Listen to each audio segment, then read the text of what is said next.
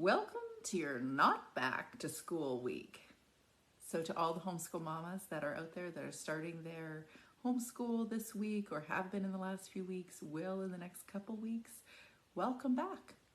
I'm going to be here all week giving you a few hopeful, helpful hints to address overwhelm in your homeschool, hopefully before you get started.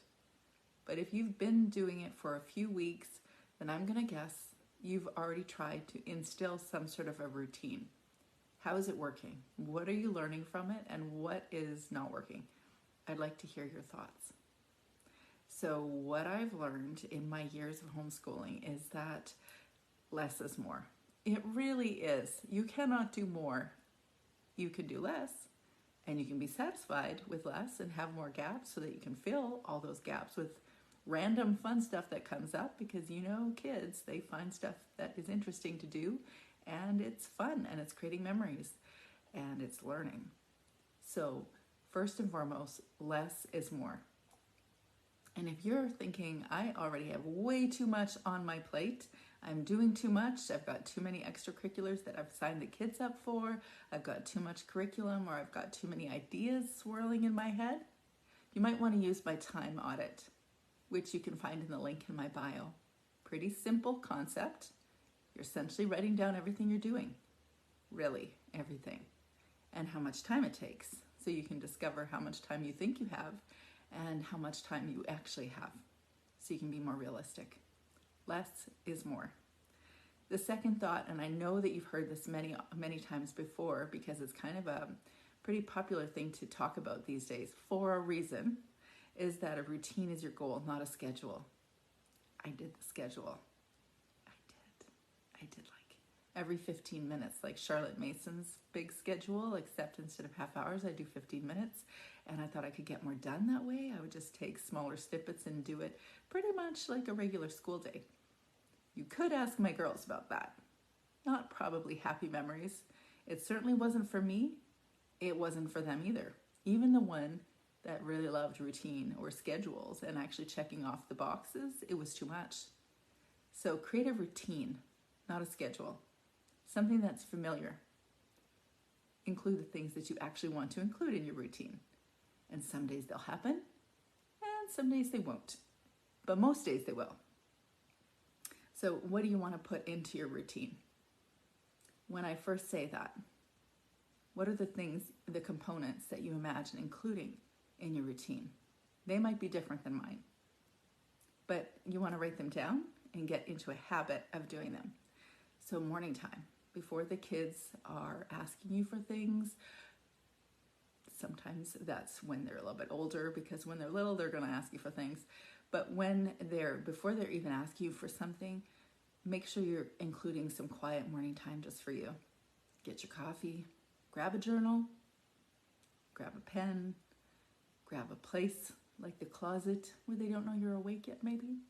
But grab or create a morning routine. And I'm going to talk more about the morning routine tomorrow and what you could do. You could also create a morning routine with the kids, something that we did for many years. So we'd either pray, or we do a loving kindness meditation. We do a little yoga or stretching on the floor as someone read aloud. Sometimes I had somebody else read aloud. It wasn't me, so that I could do something as well. Maybe I wanted to draw, maybe I wanted to stretch, but that read aloud time, whether it's me, whether it's a child, or whether it's Audible or YouTube for free, whatever it was a time for us to connect, and to connect in on a story. Maybe we do a little art as we're doing it, and just have one of those moments in the homeschool day that truly I will miss forever when all my homeschool days are gone. Read alouds. Include that in your morning routine.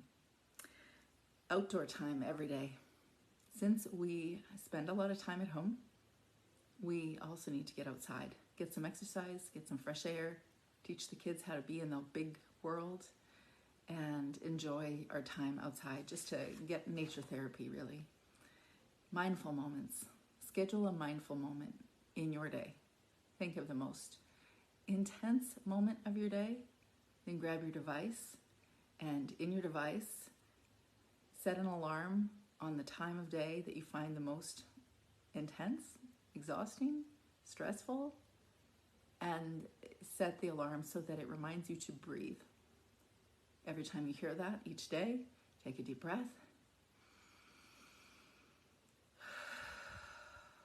Can't even say that word without breathing.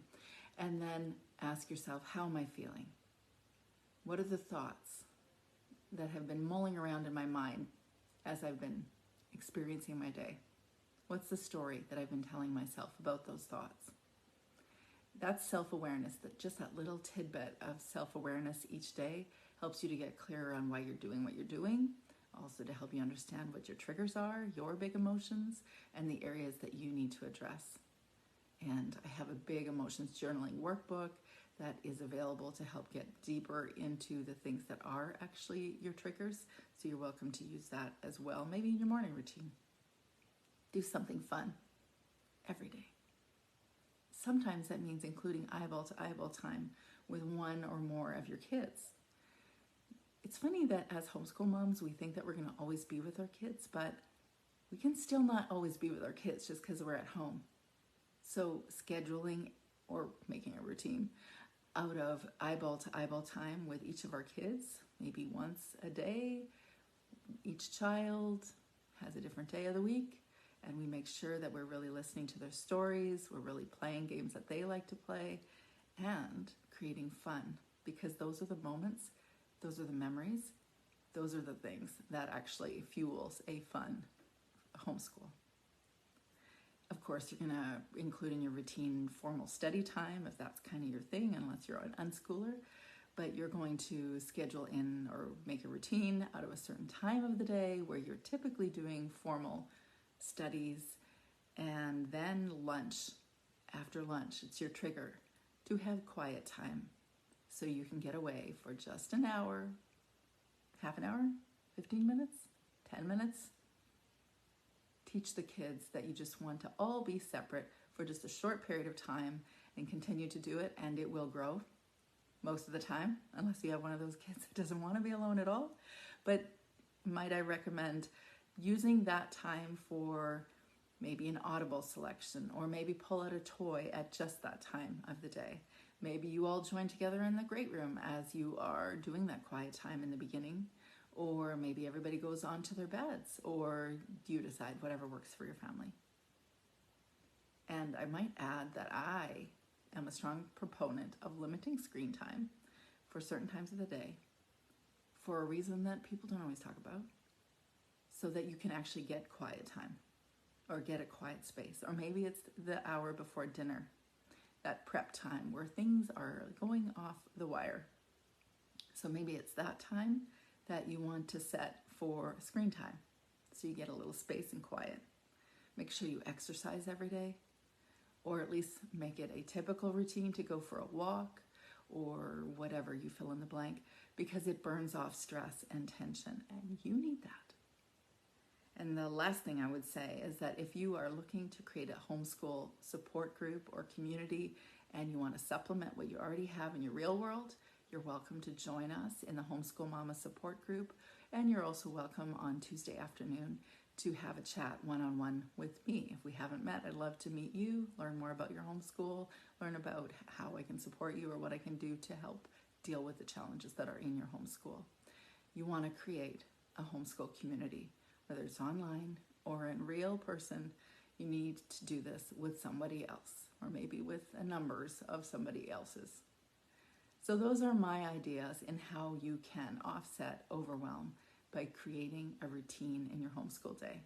I'd love to hear your thoughts, and if you have other ideas that you think, I definitely need to include this in a discussion, or other people need to hear about it, then I'd like to hear your thoughts. I hope you have a great, not back to school week.